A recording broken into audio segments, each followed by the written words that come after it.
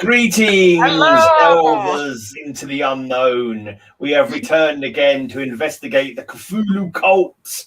We're going through some Lovecraft read-alongs, and we've got to the Call of Cthulhu, the probably the most well-known Lovecraft story. And we've got all the team together again. All the investigators are here. Rina and OG spacebunzz. They're back from the asylum. They're back from the asylum. Exactly what I was about to say. They had a little bit of existential crisis, and they were like straitjacketing it up and chewing the padded cell walls, kind of thing. But they're back now. They've read the latest story, and they're going to regale us with their thoughts on it. Hopefully, without going mad again. How is everyone? Breaks. There's only so much crazy we can take. Exactly. So to start off with telling you about the story, then, shall I? Just we crack straight on. So, the Call of Cthulhu, obviously written by H.P. Lovecraft. He wrote it in the summer of 1926. It was first published in the pulp magazine Weird Tales in February 1928. Appropriate. Yeah. So Cthulhu's nearly 100 years old now. Old Cthulhu. Holy shit. Yeah, apparently partially, as quite often happens with Lovecraft, partially inspired by a dream. One of the bits that he actually mentions in the story, he says, "Why do you say that this thing is new? The dreams of men are older than brooding Egypt or the contemplative Sphinx or garden-girdled Babylon, and this was fashioned in my dreams." So that's kind of like quoted that in the story, kind of thing. That's what he dreamt, like in the dream. Apparently, that's what sort of led him to doing the story. Anyway, so. Anyone got any thoughts they want to start off with? It'd be interesting to pick in his brain, wouldn't it? Yeah, and I got to H.P. Lovecraft. He's definitely very influenced by his dreams, wasn't he? He's kind of like what? There's quite a few poets and stuff have been influenced by that kind of thing, haven't they? Wasn't it the Xanadu, the one by Samuel Taylor Coleridge? That was a dream, wasn't it? That big long poem that he did. I think that was inspired by a dream, and he woke up, started writing it down, then he forgot the rest of it, kind of thing. It's just like an unfinished poem. Anyway, so I think Lovecraft should have titled them Nightmares. That would have been more accurate. We actually have a name for the narrator this time. Anyway, we actually have the name for the narrator. We do? Oh yeah, we do. Yeah. His name is Shocking, Francis. Isn't it? It's unusual. His name is Francis Wayland Thurston of Boston. What was his name again? Kind of. Francis Wayland Thurston is his name. Francis. Yeah, Francis Thurston. Right. He was the one mentioned. Why? Thank you. I achieved that naturally. Like crack daily. Okay, that's interesting. I've not had my. I don't know if you should be offended or complimented. I always save my crack for after supper. You know, I have supper first, then some crack before bedtime. But yeah, I'm this fucked up all natural. Yeah. So basically the story is him going through the papers of his uncle. His uncle has died. His uncle who I didn't even realize that was his name. I just thought it was something added in the beginning. It is, but it is his name. I thought once again that it was an unnameless narrator, but this time he has family and a personality somewhat. Right. Because the whole thing that you're reading, the whole story of the Call of Cthulhu is his papers. It says found among the papers of the late Francis Wayland Thurston of Boston. So we know straight away that the guy whose story we're reading has died. So we know it's like a spoiler of its own story that he's dead, basically. So thanks for that, H.P. Lovecraft. You spoiled it already. Yeah, I like the opening. Well, yeah, it's kind of. It doesn't matter though, but it's kind of like I kind of think it's like a cyclical thing, but we'll get onto that maybe towards the end. But I like the beginning starts. Is the most merciful thing in the world, I think, is the inability of the human mind to correlate all its contents. We live on a placid island of ignorance in the midst of black seas of infinity, and it was not meant that we should voyage far. The sciences, each straining in its own direction, have hitherto harmed us little. But someday the piecing together of disassociated knowledge will open up such terrifying vistas of reality and of our frightful position therein that we shall either go mad from the revelation or flee from the deadly light into the peace and safety of a new dark age.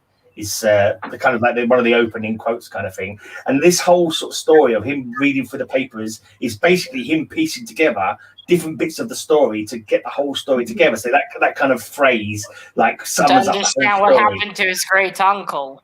Yeah, and also what his great uncle Okay, discovered. yeah, Mr. Great. Now that you mentioned it, I noticed it. The late Francis. What I thought it was the papers of someone else, and the narrator was someone different. Yeah, no, I think it was all his. So his and papers. He knew he wouldn't be alive long. Yeah, by the end, he's saying that I'm not going to live for long, but he was right. Yeah. We know that straight from the beginning that he's already dead because it's saying it's his late papers. But it starts off with him going through the papers. Knew, I didn't. You I didn't realize. Yeah, I didn't. You do have to read it sometimes. Hi, Ross. Sometimes it might be something you missed the first time because he doesn't actually sort of say his name that much, does it? You kind of no. Even though this time the narrator actually has a name, it's still not an important part. No, not really. But the whole thing is him going through the papers of his uncle. So his uncle died. I think it was like 1926, 27. The death of his great uncle, George Gamble Angel, who was Professor Emeritus. The winter of either 26 or 27. Was that the death? Wasn't that when something happened? I think that might be when he was investigating the dreams. Now I can't remember. I might have written it down wrong, but it's the death of this great uncle, and who was a professor of Semitic languages in Brown University, Providence, Rhode Island. And it's talking about his death may well have been suspicious. So he goes through all his papers. But he doesn't think that in the beginning. He thinks the death is natural. Yeah, they most people think it's natural. They couldn't kind of work. He was quite an old guy. He was like 92 or so when he died. Yeah. But he happened to be like accidentally knocked over by like a swarthy like seaman or something. There's a lot of dodgy kind of sailors and stuff in this story, like sort of travelers from dark parts of the world kind of thing who have secret knowledge and sort of. Did it say in the part that some sailor ran to him? Yeah, I think he knocked him over. When he got I didn't understand that part. I read it as if he ran to help him up, but he was already dead. I thought that was later on. The two sailors go and help the Norwegian guy later on. I thought this one sailor helped the uncle, or went to check if he was alive. Well, anyway, he's dead. But he just fell. Maybe he ran to check if he was okay. Yeah, but he suspects that he was possibly poisoned, doesn't he?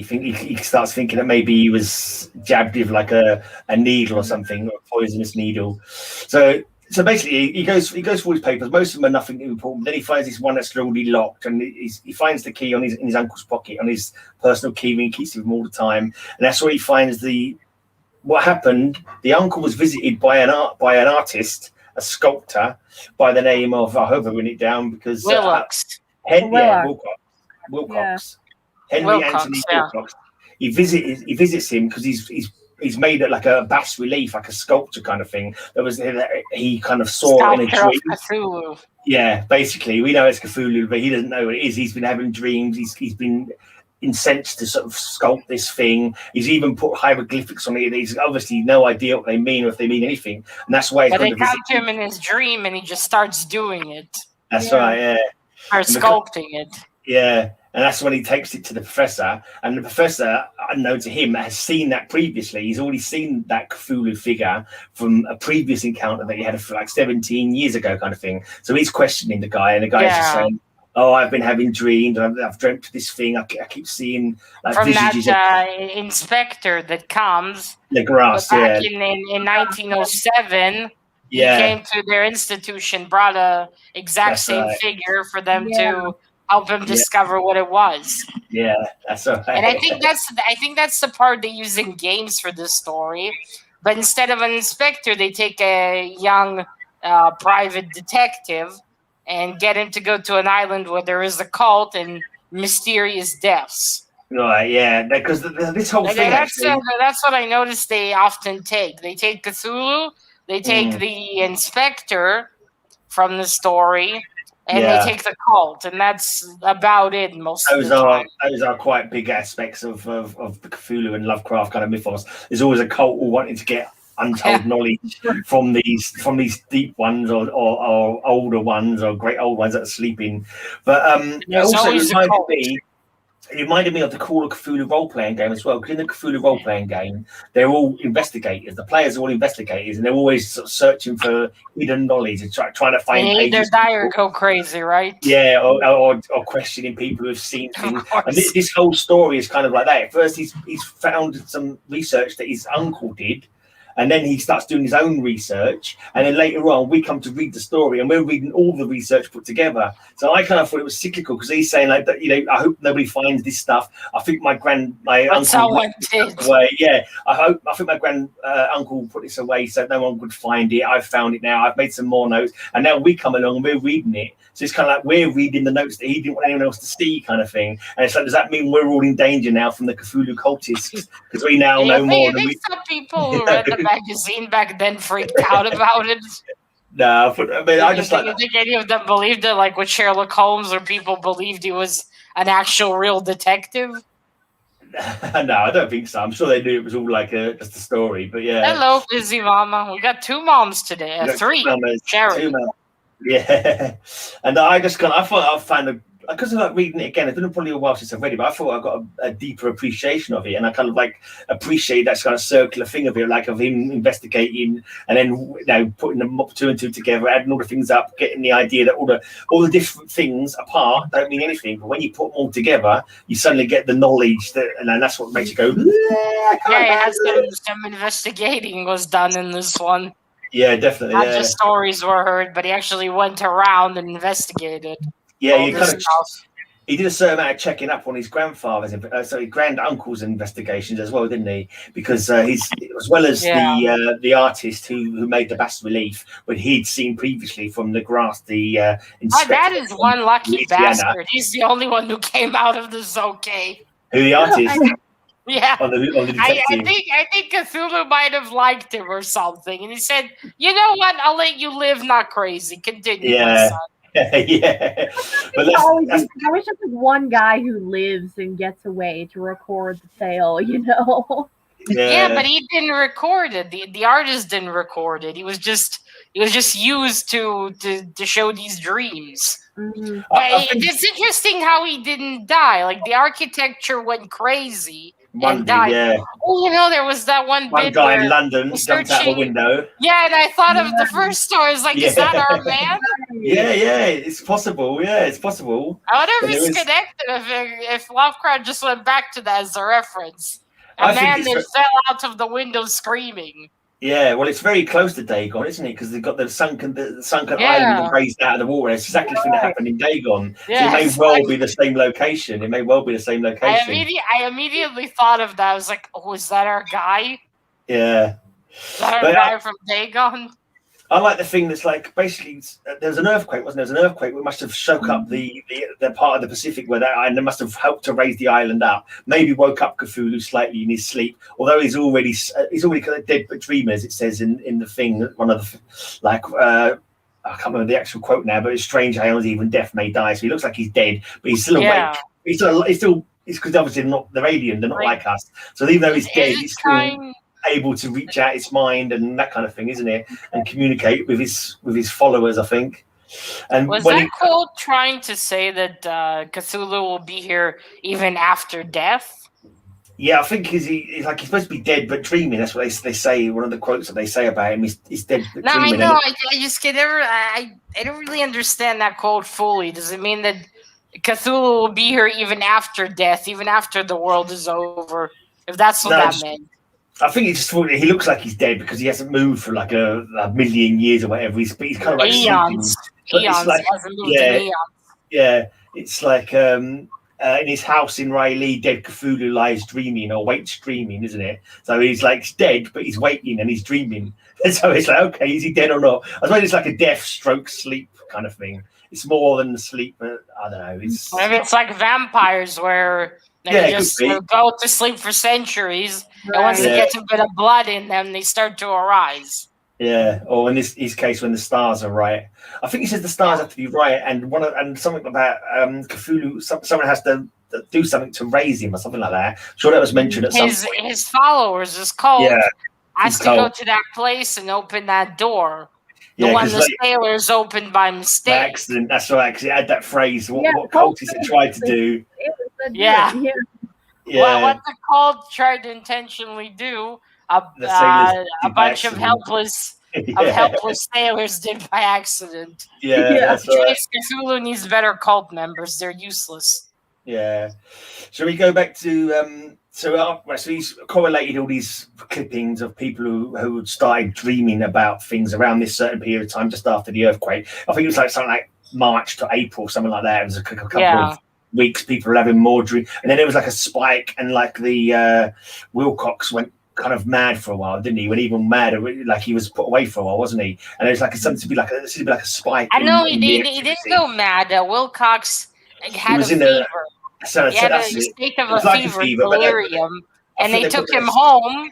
They took him to his house, and he was there for some days. But it was an escalation. What I found interesting is how he didn't go crazy and didn't even die. How he just awoke completely fine, but all these other people either went mad or died. Yeah, I think it's a matter of your sensitivity, how sensitive you are. Maybe if you're super sensitive, like you've got like a bit of psychic, I don't know. Maybe people have got, or maybe he's got more mental strength than the other people. It's like a different. No two minds are the same, right? So some people would be like, he said, some of the scientific-minded people like hardly felt anything, but it's the artistic people, the dreamers who like dream creatively, who got affected more by it. So like maybe it's a psychic sensitivity. But he was artistic. Maybe it's because he's a genius. Yeah, but he's not as much in this world like someone autistic. He's not completely in this world. Maybe that's why when he had the fever, when he woke up, he wasn't that. His mind wasn't ripped apart. No, but not everybody who dreamt went mad. I think the people who actually went mad and jumped and killed themselves were a lot fewer than lots of people just basically had dreams about it. So I'm guessing it's only maybe it's the people who weren't psychologically suited for trauma who chopped themselves, or either that or that they had less defenses. Who knows what it is? But some people died, some people just had nightmares. But maybe because he was a genius, his mind was more open to it. Maybe. Well, yeah. But what saved him from going mad? Maybe he just had a stronger sense of will. Maybe his willpower was stronger, so he didn't go. Though he was sensitive. No, the cult didn't get him either. No. Or he had a creative outlet, because he started sculpting. Yeah, maybe.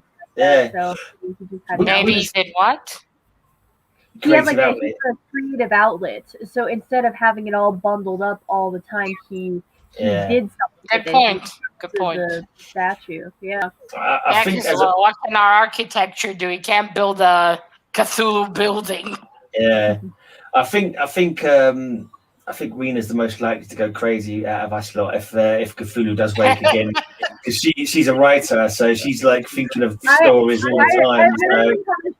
I literally have a shirt on right now that says I'm a writer. That means that I live in a crazy fantasy realm and have unrealistic expectations. Thank you for that. Don't we all have unrealistic expectations? Yeah, Cthulhu's coming. Cthulhu's coming for your brain, Rina. You'll be all right.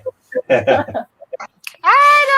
I think out of all of us, Rina has the writing talent. So she'll write it all down while we go nuts. Yeah. Oh, right. Also, like about the dreams that he had, it was a sunken city, under the water, great cyclopean architecture, massive blocks of greenish, this weird stone that they could not explain. All the geologists that looked at it and said, "We've never seen anything like this. We don't know what it is." Yeah, that was later on the icon, wasn't it? The fetish, what they called, the statue of Cthulhu that Legrasse found in Louisiana swamp that was being worshipped. Like there was so let's go to Legrasse. That's the way that the professor was very interested in this bas relief that the artist had created, because it was the same image as what he'd seen from the cult, and that's why he was questioning him. Do you know about these cults? Are you part of some cult? And he was like, no, I don't know. I just dreamt this. And then that's when we get the story of Legrasse, like 17 years earlier, where people in the swamp had been complaining about squatters in the swamp had complained about people going missing. So the police went out there. The women and children going missing. Yeah. So So a retinue of police went there, and they found like some people in the woods naked, chanting around a ring of fire with a ring of And bodies all like the around victims them. hanging Yeah. on top. Hanging upside down, like so. Yeah, and so they managed to arrest them. They found that's when they got that from, and he found that because later on he visited a gathering of I think it was archaeologists, was it? Is that how they found that? When Grass took it to some kind of meeting that all the archaeologists were having, he showed it to them and said, "Oh, well, do you know what this is?" Yeah, they had. He came to the university where they were, and he asked them all what it was because they couldn't find any information. Yeah, and one person knew of it from when he was in Greenland. Apparently, there was an Eskimo tribe or something in Greenland who had been worshipping a similar figure. You guys should play an RPG with Gray as DM. He paints a magnificent world to explore. That's my cousin Amos. I used to do role-playing games for him all the time back in the day. Hello. Yeah, so that was cool. That's how he discovered this. Cthulhu RPG, the horrors. Yeah, and then so that's all that he learns from his great uncle, isn't it? He doesn't learn anything else from his great uncle because his great uncle died, and he thinks I think it may be in hindsight because at a point it's not like his uncle was ever planning to tell him that, really. No, his uncle had locked it away. His uncle, and you could say, if his uncle actually did have children, then he probably never would have found out at all, because then the child would be the one in charge of the papers and all the possessions. That's right. That's why he was looking after it, because his great uncle never married. He was a widow. No, he was married. He was married, but his wife died, and he was a widow. Yeah, he was a widower. I forgot that. I thought you said he never married, but okay, maybe you're right. No, he was a widower, and he never had children. So that's why the nephew was invited. Yeah. But then, like, complete coincidence, he happens to find. I think he was visiting a friend. Or was it? Oh yeah, I'm sure it was. It was a complete coincidence. And he just happened to find a newspaper cutting, didn't he? A newspaper page. Yeah, newspaper clipping. An Australian about paper. That Johansson, or Johansson, probably more accurate. Johansson. Yeah. Oh, like Scarlett Johansson, but no boobs. No, it's Gustav Johansson. He was a sailor on board the ship Emma. Poor Gustav. He was a good man. Yeah, he was a good man. And they were sailing along, and they were stopped by a ship called the Alert, which attacked them because they wanted them to turn back. Wanted to distract them from the course they were on, and so they ended up attacking them. They ended up having to board them, and the Emma was sunk, but the crew of the Emma managed to kill the crew, and they took over their ship. That's right. The Emma was destroyed, and they took over the Allura. And that's how they came to where the island was, because the stars are lined right. That's They happened to go. Went on to sort of say why did they try and stop us from going this way? What was going on? So they went and they discovered the island, and that's when they started searching the island. They should have turned back. They should have turned away. Curiosity killed almost all the cats in this case. Basically, by the end they were all dead anyway. But I thought that was just the fact that the thing that I kind of always like with Lovecraft, the geology, the non-Euclidean geometry, always like where things that look like the weird geometry, a concave. So it's like it always makes me think that like Mr. Bill.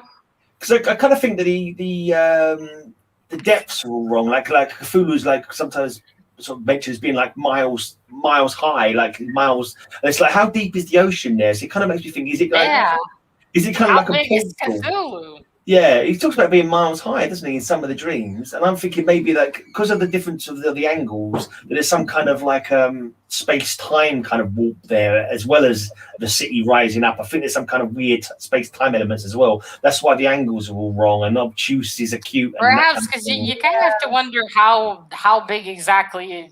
I mean, it's not like Cthulhu standing like feet the bottom of the ocean and his head's like high in the sky. Well, I think eventually that's what they're trying to say, don't they? Because he's wading for the ocean. He's not swimming. But anyway, they accidentally unleash him foolishly. Yeah, but how does he then get out of where he is? and he's chasing after Gustav. Yeah. By the way, I was thinking, how did he not catch you? But then I thought, well, Cthulhu did just wake up. He's a little bit rusty. He needs to give his tentacles a shake. Yeah, I think that is the case. I think he's like, I kind of like wondered to myself, like, was he properly awoken, or is he just like when when you get up in the night to go away or something? I reckon that's all. I think that's what Cthulhu was doing. He was like, he just woke up for a bit and he was going to go back to sleep again. Found a human snack. Yeah, he had a couple of humans for a snack, but because let me just see what I've got the what do you call it, the chant as well from Glui Magunafar Cthulhu Riley Waganagal Fatagan is how I always pronounce it. In his house at Riley, dead Cthulhu waits dreaming. There you go. So that's I do wonder what made him. What was that? Rina, what did you say? I mean, you just read that so flawlessly. Tell me that wasn't yeah. I didn't even bother. I just looked at the words and continued on. I was like, I've had plenty of practice chanting that. I'm always rolling around in the woods naked, chanting it, running around, looking for victims to hang upside down. He's not come yet though, but Yeah, well, one day, Mr. Gray, keep trying. I'm just waiting for the stars to be right. I've obviously what? Yeah, but what made him basically be imprisoned again? I know. I think it's kind of. I think that was the confusing part because it all happened. It was all starting. He got out. Yeah. But then everything calmed down again. Yeah. Wicks. What was his name? The artist. Wilcox. Wilcox awoke from his fever. He was fine. People were starting to forget. Things cooled down. Yeah. What happened? Well, I thought when the stars would align, Cthulhu would be completely free. Cheers, babe. Yeah. I don't know. I mean, I suppose it's another one that's up to interpretation where you've got to try and work out for yourself maybe what happened. Maybe Cthulhu maybe it wasn't even Cthulhu. Maybe he talked about there being other monsters. Maybe it was a different monster. Maybe it looked like Cthulhu, but maybe it wasn't actually Cthulhu. Or maybe it was. That explains why it wasn't as big. Maybe, yeah. It's hard to say. Or maybe it wasn't. Sorry, Rina? I just said Cthulhu's little brother. I'm being that's right.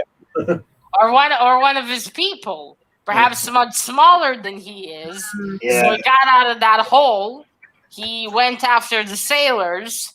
Yeah. But because maybe again he's also been asleep for so long, he wasn't in full power yet.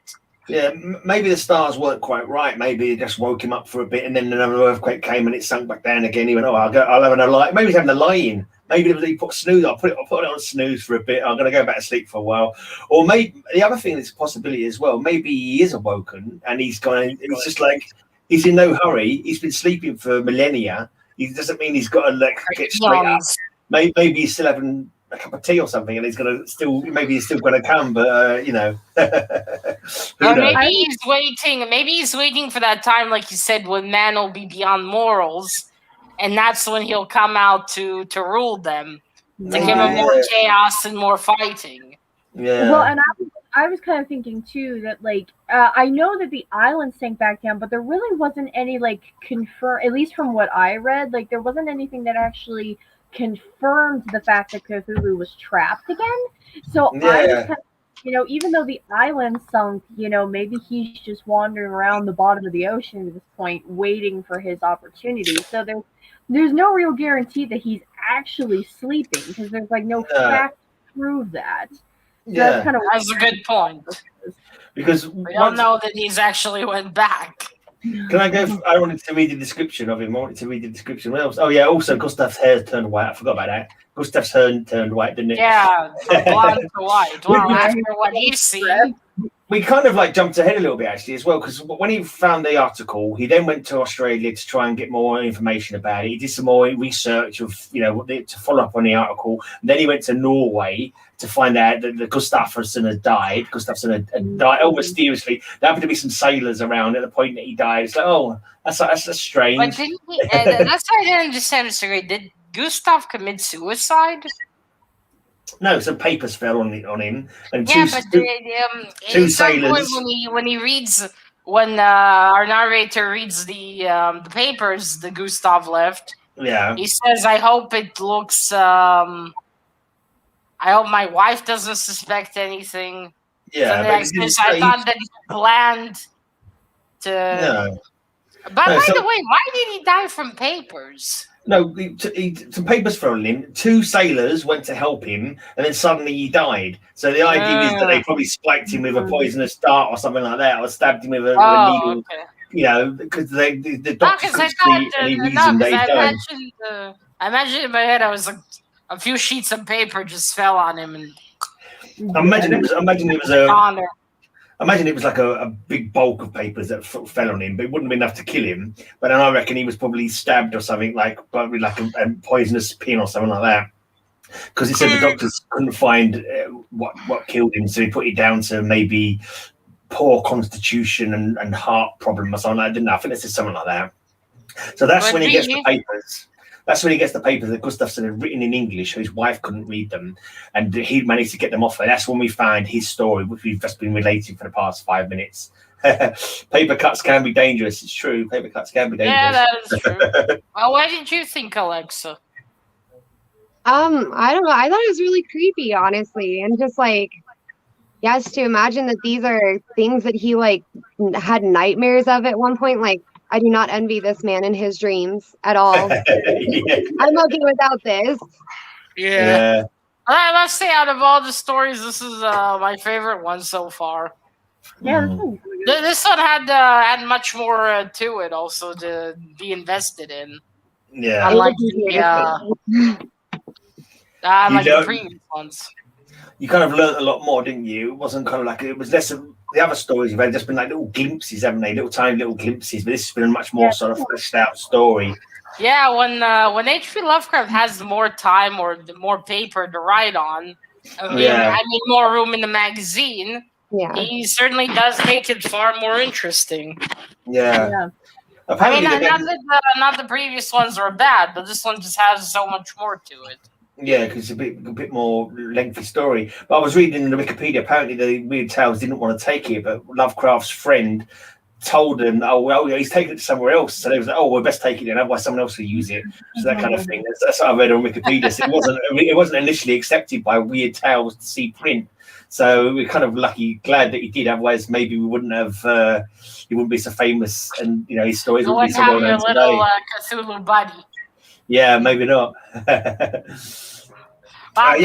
about it. That's like one of Lovecraft's most famous stories. Yeah, that's the one you hear about even before you hear of Lovecraft. You know of Cthulhu. Yeah. Think if Cthulhu never came out to light. Yeah, it's true. It's true. Also, we kind of didn't quite finish the story because basically 2 people get away from Cthulhu when he erases, if it is Cthulhu, whatever it raises that comes up on the island. 2 people get away. I think he said Gustav and his other mate. Yeah, 3 of them are snatched up and eaten. I think they said. I think it's 3 people fell down a hole that shouldn't have been a hole. It was like they kind of like got swallowed up by the earth somehow, didn't it? It's like an angle. Yeah, they were stuck in. Yeah, it should have been obtuse, but it was acute or something like that, or the other way around, an angle that seemed acute, but was in fact obtuse. And somehow it just sounded like it swallowed them up. I don't know if it was some kind of, but that was kind of like quite a creepy kind of end. It was like, what the bloody hell happened to them? They didn't just fall down a hole. It didn't say they fell down a hole. It was kind of almost swallowed up by a strange angle that shouldn't have existed. It's like, oh. It is. I mean, you have to read Lovecraft a few times because all the high words he uses, it's quite confusing to follow what happens. I kind of like the fact they opened this like when they wasn't sure if the door that they found was flat or an angle, because the angles are all being weirded there. They kind of they'd look at it one minute, it looked like it was flat. Another time they'd look at it and it looked like it was looking at an angle or something like that. It's like, whoa, I don't know if they could ever make a proper film out of that, because it's like, how would they portray the not being able to see the angles properly? Well, maybe it's best they don't. They'll probably screw it up. Yeah, they probably would. It'd be quite hard. Although you can accomplish that perhaps if it's animated. Yeah, I can see them doing it with that, but I don't think real life's gonna work very well. Yeah. Also, think about it. Animated, they could give it its own style. too. They can make it like an Escher painting. You know, the Escher where he does the stairs all kind of going around the angles all being wrong. It'd have to be something like that, wouldn't it? It'd have to make it something like that. Kind of like the intro to the Addams Family cartoon. Oh, I don't know that one. There's a part in the beginning song where they have this room where it stairs up here, stairs there. One person's on the ceiling, the other one's here, the other one's on the side. That sounds like an Escher painting. Yeah, exactly. Let me read because what quite funny. They've opened it and someone goes, "Oh, can you hear something?" And they're all sort of listening out for it, and suddenly it's there. It's like it's coming out, emerging from the door that they've foolishly opened. And I really read this bit. I thought it was quite good. Yeah, definitely. The thing cannot be described. There is no language for such abysms of shrieking and immemorial lunacy, such eldritch contradictions of all matter, false and cosmic order. A mountain walked or stumbled. God, what wonder that across the earth a great architect went mad, and Paul Wilcox raved with fever in that telepathic instant. The thing of the idols, the green sticky spawn of the stars, had awaked to claim his own. The stars were right again. What an age-old cult had failed to do by design, the band of innocent sailors had done by accident. After vigintillions of years, great Cthulhu was loose again and ravening for delight. I thought that was a really cool part. I enjoyed that bit. Well, I just thought it was kind of like a interesting kind of poetry to it. But that was the point when I think exactly as he emerged that the full madness on the other side of the world. That's when the spike in madness and the spike in dreams getting more suicide. Yeah, the suicide probably happened right at that point. The window. Yeah. Everyone loves a window in Lovecraft. Yeah, it's the best way to go. Just fall out of the window. Yeah, I suppose if it's high enough, you don't want to just like break your legs. But yeah, but then they managed to get back to the ship, and because the Cthulhu is still kind of like, I'm assuming that he's not quite solid yet because they managed to back the ship straight through him, didn't they? They managed to run him through. They ram him, didn't they, and go straight through him? No, they just managed to escape before he could catch up with them. Yeah, no, they reverse engines and plow through him. But how? Wouldn't he be solid? I'm assuming he's not quite fully formed yet because they talk about him being like right. They do mention because they're not real forms. Yeah, he's not. I don't think he's quite. I don't know. Maybe he's not hardened yet or something like that. I'm not too sure because that's what also made me think that maybe he wasn't Cthulhu, but maybe he was a shoggoth. There's these creatures called shoggoths that are like jellified, kind of gelatinous cubic kind of things. But it kind of like the way it was described, it seemed more like that one of those to me. But I think the shoggoths were kind of like servant slaves to. I'm not sure if it's the great old ones or another race of beings. That's hilarious, though. Cthulhu and his army of jelly. Yeah, let me see if I can find the bit because it talks about the bit where he popped like a starfish being chopped or something like that, and he said there's a smell like 1,000 corpses. Do you remember that bit?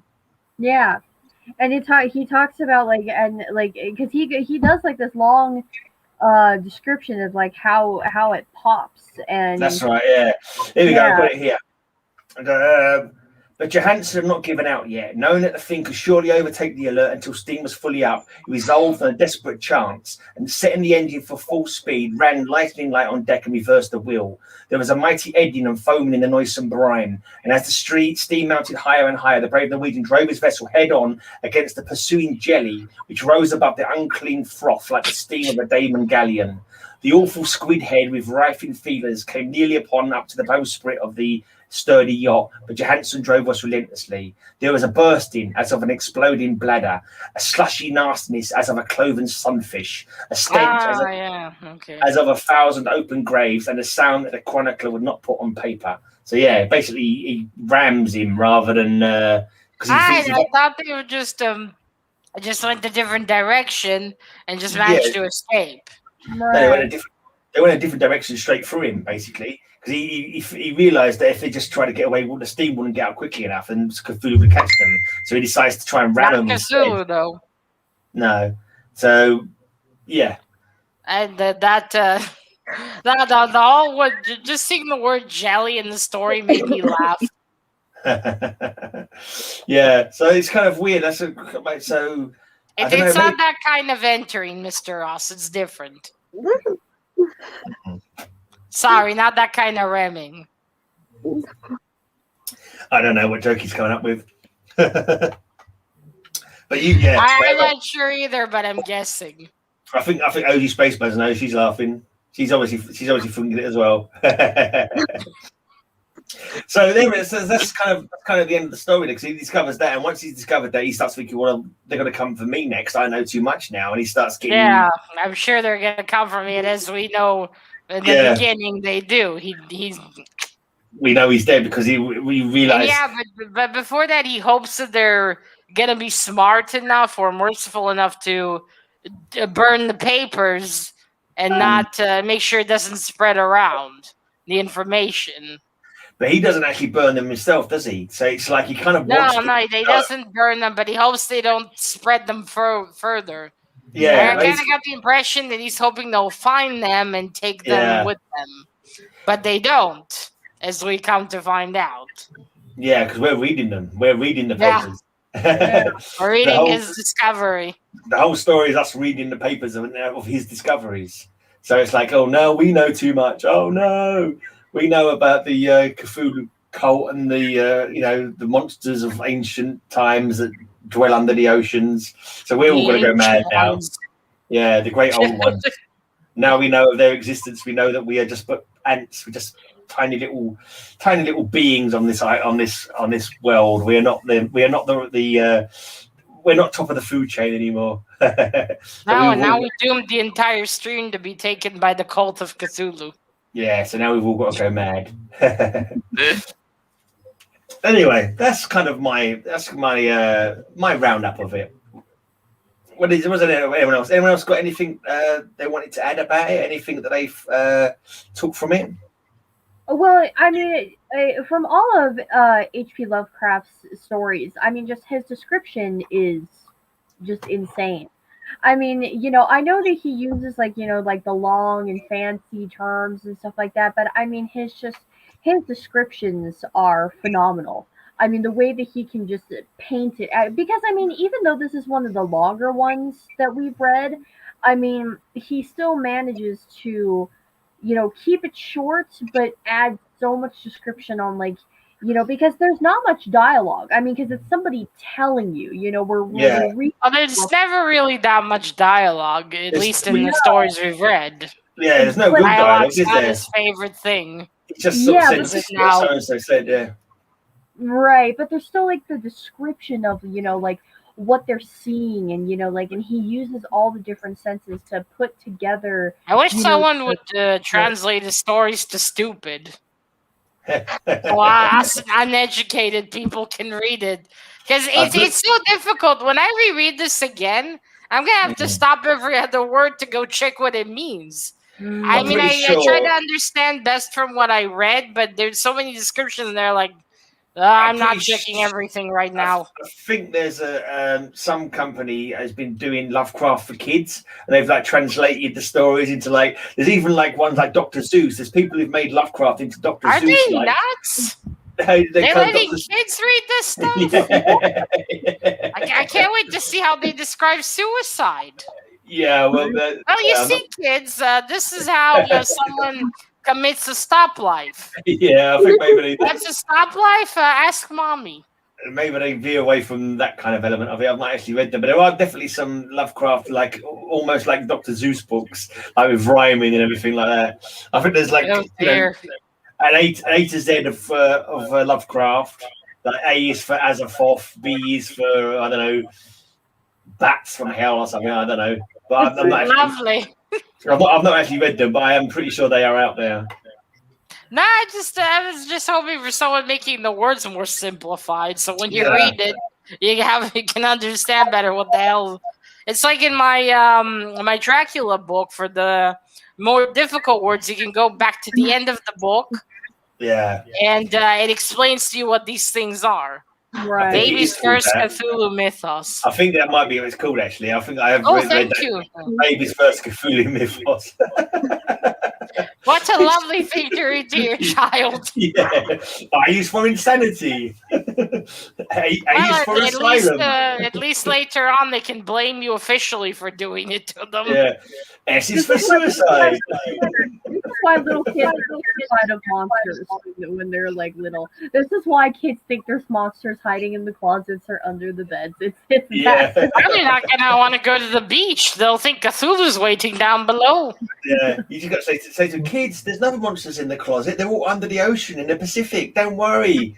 Don't if you start dreaming about them though, then oh dear. We're just gonna lock the windows. You can't jump out. Oh, gosh. We'll put you in an asylum. You'll be safer there. But even then, you won't. Remember your comic, Mr. Gray? Yeah, that was where in prison, he's in the prison and the tentacles coming through the bars. Yeah, he's doomed. Yeah, he's doomed. But Baby Cthulhu's mythos. That is. Yeah, we'll have to look at that one. Maybe we'll move on to that one next. We'll try see if we can read that one at some point. That would be interesting. Yeah, I bet you instead of suicides, just they're taking a nap, kids. A very long nap. Yeah, a very long one. Oh, they're just blue, just like that. Don't pay attention.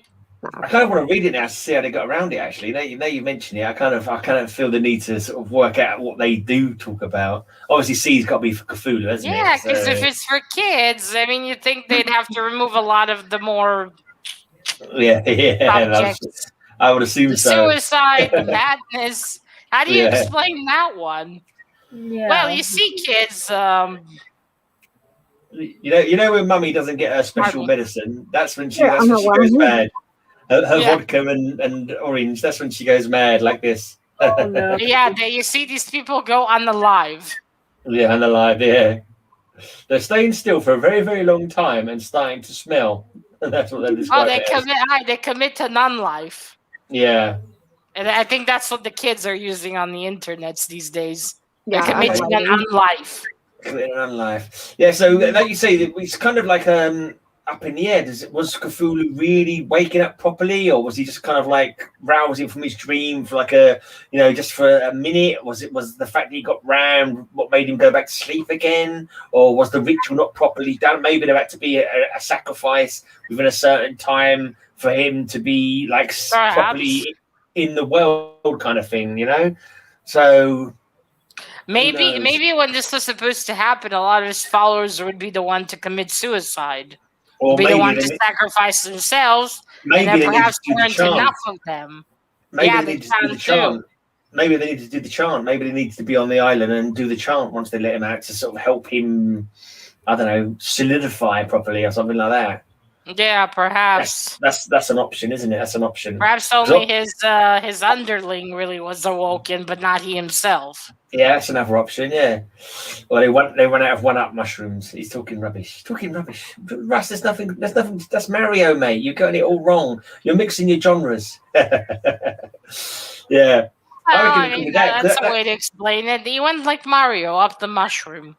I reckon the crew of the Alert maybe had gone there. Obviously, they'd gone there not just to witness it. Maybe they was going to open the door and do a chant. I think they were probably part of the cult because they have that little shrine on their ship with the little statue. Yeah. So that's where. You think maybe they also attacked them to get sacrifices for Cthulhu? No, because they wouldn't have known the boat was going to come along. I don't think they would know. They have no way of knowing that the boat was going to be there. Yeah, but if they just let them through, they probably wouldn't have even gotten to the area. They would just continue to sail by.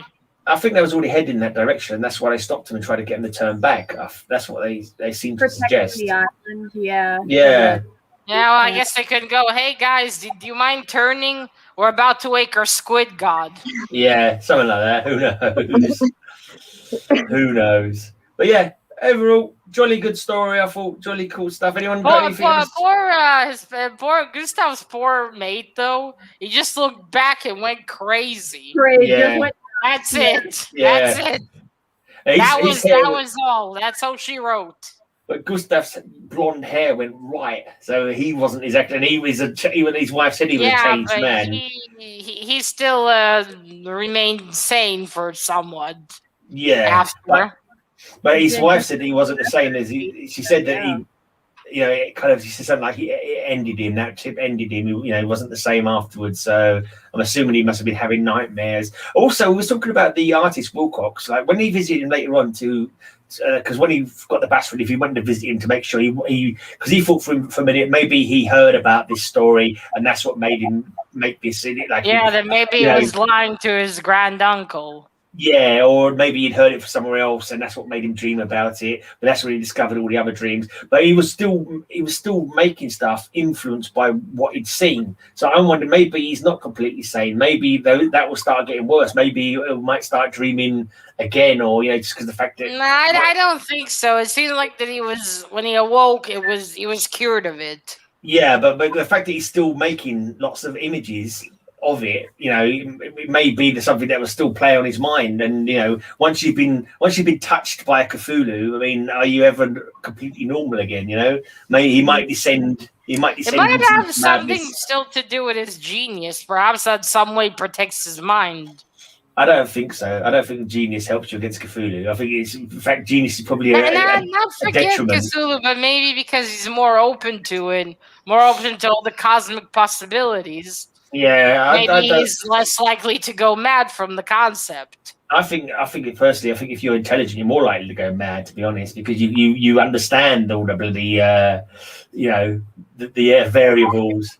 It's like they say people who are intelligent are more likely to be depressed because of the fact they think things through a lot more. And I think if you're like that, you're thinking things through a lot, and it's bound to play on your mind. But if you're not that intelligent, you're just like whatever, I don't care. That's how I'd picture it anyway. I'm not saying I'm right, just my theory. Could be. Well, at least we know one person stayed alive. See, I drink this, so I don't have dreams of Cthulhu. This is the only thing that keeps me sane. I'm gonna read some Hellboy. That'll help me. Yeah, I'm sure there's Cthulhu related stuff in Hellboy quite a lot. Yeah, there is. There was apparently there's a couple of comic books that have cited or been mentioned or somehow been influenced. It says apparently Avengers 88 has got like some kind of link to Call of Cthulhu. Eerie number 4.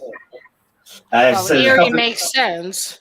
There's a couple of games that you mentioned. So Call of Cthulhu, Dark Corners of the Earth. That was apparently there's an indie horror film called Call Girl of Cthulhu.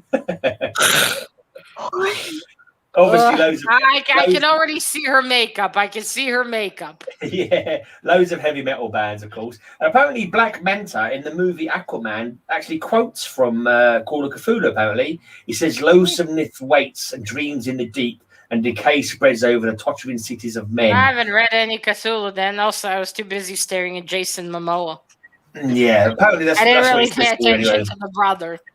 And that film that we mentioned before, that film Underwater that I sent you the link for, Matilda, for the I still want to watch it. That looks creepy as fuck. I think Cthulhu and Mario are having a crossover. It's me, Cthulhu.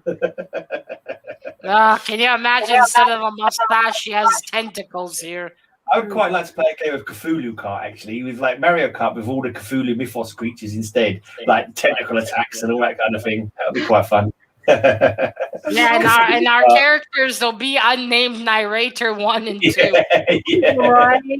No, unnamed narrator and his uncle. Yeah. I think is Luigi and Mario cousins? Yeah. Or uncle and cousin? Are they brothers? I was pretty sure they were brothers and they're brothers.